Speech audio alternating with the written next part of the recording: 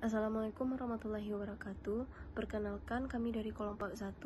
Di sini kami akan membahas atau mempresentasikan mengenai PSAK 101 atau disebut dengan penyajian laporan keuangan syariah.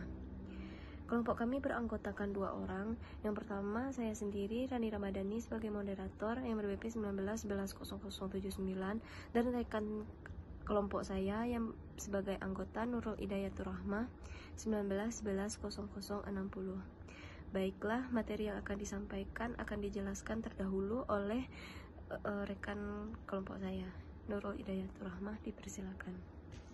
Baiklah, saya akan menjelaskan apa itu PSAK 101. PSAK 101 mengatur penyusunan laporan keuangan bagi lembaga keuangan syariah, di mana transaksi-transaksi dasar pada penyusunan laporan keuangan syariah memuat tentang kegiatan transaksi yang tidak mungkin dilakukan oleh bank konvensional seperti jual beli dan sewa menyewa.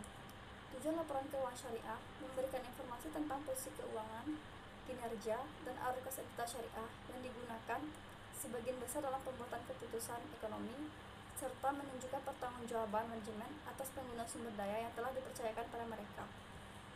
Karakteristik umum laporan keuangan syariah yaitu penyajian secara wajar, dasar akrual, materialitas dan penggabungan, saling hapus, kebijakan akuntansi, kelangsungan usaha, informasi komparatif, konsisten penyajian. Perbedaan laporan keuangan syariah dan konvensional. Syariah: 1. Laporan posisi keuangan, 2. Laba rugi, laporan arus kas, 4. Perubahan likuiditas, 5. Catatan atas laporan, 6. Laporan sumber dan penggunaan dana zakat, 7. Laporan sumber penggunaan dan kebajikan komponen LK lainnya, 8. Laporan perubahan dana investasi terkait laporan rekonsiliasi pendapatan dan bagi hasil. Konvensional: 1. Laporan posisi keuangan, 2. Laba rugi, 3. Arus kas, 4. Laporan perubahan likuiditas, 5. Catatan atas laporan. Komponen laporan keuangan syariah. 1. Neraca atau laporan posisi keuangan. Di dalam neraca terdapat aset, kewajiban, dana syirkah temporer. Dana syirkah temporer, dana yang diterima oleh entitas syariah di mana mempunyai hak untuk mengelola dan menginvestasikan dana baik sesuai dengan kebijakan entitas syariah atau kebijakan pembatasan dari pemilik dana, dengan keuntungan dibagikan sesuai dengan kesepakatan. Sedangkan dalam hal dana syirkah temporer berkurang disebabkan kerugian normal yang bukan akibat dari unsur kesalahan sengaja, kelalaian atau pengeluaran kesepakatan. Entitas syariah tidak berkewajiban mengembalikan atau menutup kerugian atau kekurangan dana tersebut. Contoh: penerimaan dari investasi mudharabah mutalaqah, mudharabah mukayyah, musyakah, dan akun lainnya yang sejenis ekuitas. Aset kewajiban, dana syirkah temporer dan ekuitas disajikan secara terpisah kecuali untuk instruksi tertentu yang diatur dalam SAK khusus. Contoh ilustrasi laporan posisi keuangan syariah yang terdapat pada PT Bank Syariah X. 2. Laporan laba rugi. Di dalam laporan neraca tentang kinerja tersebut terdapat 1. Pendapatan. Pendapatan timbul dalam pelaksanaan entitas syariah yang biasa dikenal dengan sebutan yang berbeda, seperti penjualan, penghasilan jasa, bagi hasil, dividen, royalti, dan sewa. 2. Beban. Pelaksanaan entitas syariah pada beban meliputi beban pokok penjualan, gaji, dan penyusutan.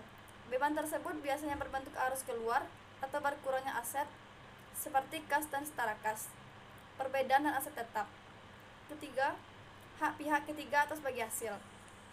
Hak pihak ketiga atas bagi hasil merupakan alokasi keuntungan dan kerugian kepada pemilik dana syirkah temporer atas investasi yang dilakukan bersama dengan entitas syariah.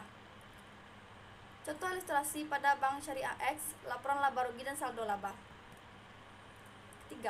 Laporan arus kas. Laporan arus kas disusun berdasarkan ketentuan yang telah diterapkan dalam pernyataan SAK terkait, yaitu PSAK 2.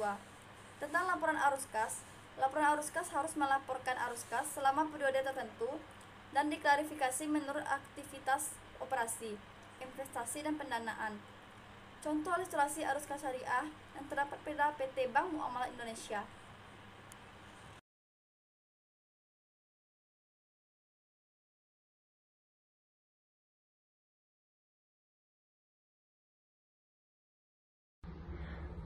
Baiklah, di sini saya akan melanjutkan materi yang telah disampaikan oleh rekan saya tadi.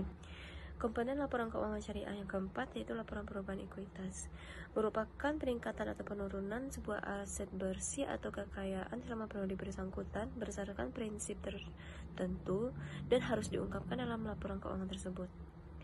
Kecuali untuk perubahan yang berasal dari transaksi dengan pemegang saham seperti setoran modal dan pembayaran dividen, menggambarkan jumlah keuntungan dan kerugian yang berasal dari kegiatan entitas syariah selama periode yang bersangkutan. Berikut ialah contoh dari laporan perubahan ekuitas yang berasal dari perusahaan PT Bank Muamalat Indonesia, yaitu berperiode 2008 dan 2007. Yang kelima yaitu laporan sumber dan penggunaan dana zakat, merupakan sebagian dari harta yang wajib dikeluarkan oleh wajib zakat atau muzaki untuk diserahkan kepada penerima zakat atau mustahik. Pembayaran zakat dilakukan apabila hisab dan haulnya terpenuhi dari zakat memenuhi kriteria wajib pajak. Unsur dasar laporan sumber dan penggunaan dana zakat meliputi yang pertama dari adanya sumber zakat di dalam laporan keuangan tersebut, penggunaan dana selama suatu jangka tertentu, dan saldo dana yang menunjukkan dana zakat yang belum disalurkan pada tanggal tertentu. Di samping itu, berikut adalah ilustrasi dari laporan keuangan penggunaan dana zakat. Di sini terlihat adanya unsur-unsur yang telah disebutkan tadi, adanya sumber dana zakat, penggunaan dana zakat, dan saldo dana zakat yang telah ditunjukkan. Penerima zakat itu terdiri dari fakir, miskin, mualaf, amil, rikab, orang yang terlilit hutang, dan lain sebagainya. Dan orang yang wajib mengeluarkan zakat, orang yang mampu atau pendapatannya 2,5% dari pendapatannya tersebut. Yang keenam, laporan sumber dan penggunaan dana kebajikan, merupakan suatu laporan yang menunjukkan sumber dan penggunaan dana kebajikan selama suatu jangka tertentu atau waktu tertentu, serta saldo dana kebajikan yang belum disalurkan pada tanggal tertentu. Sumber dana kebajikan itu berasal dari sedekah, infak, wakaf, denda, pendapatan non-halal, dan akan disalurkan kepada sumbangan atau penggunaan lainnya untuk kepentingan umum.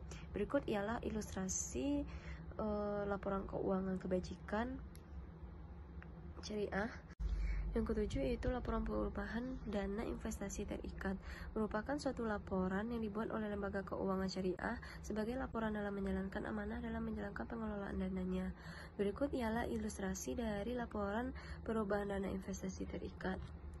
Dan yang kedelapan yaitu laporan rekonsiliasi pendapatan dan bagi hasil, yaitu tujuan untuk mengetahui kebenaran pendapatan yang nyata diterima oleh lembaga keuangan syariah yang merupakan pendapatan yang dibagi hasilkan dengan pemilik dana. Berikut ialah ilustrasi dari laporan rekonsiliasi pendapatan dan bagi hasil selama periode tertentu. Dan yang kesembilan yaitu catatan atas laporan keuangan atau CALK, merupakan suatu catatan tambahan yang diberikan pada isi laporan keuangan. Fungsinya untuk memberikan rincian dari pos yang disajikan dalam laporan keuangan dan informasi tentang pos yang tidak memenuhi kriteria pengakuan dalam laporan keuangan. Tujuan dari catatan atas laporan keuangan tersebut agar laporan keuangan dibuat dipertanggungjawabkan ke pemilik perusahaan. Karena tidak dapat dipisahkan dari laporan keuangan, diikuti oleh catatan atas laporan keuangan. Unsur dari catatan atas laporan keuangan tersebut ialah adanya informasi riwayat perusahaan, yang kedua akte pendirian, yang ketiga aktivitas usaha, yang keempat tanggal, nomor, dan jenis penawaran apabila sudah masuk dalam Bursa Efek Indonesia, dan yang kelima yaitu struktur perusahaan, karyawan, direksi, dan lain sebagainya. Baiklah, sekian hasil dari kelompok kami mengenai PSAK 101 laporan keuangan syariah. Terima kasih. Assalamualaikum warahmatullahi wabarakatuh.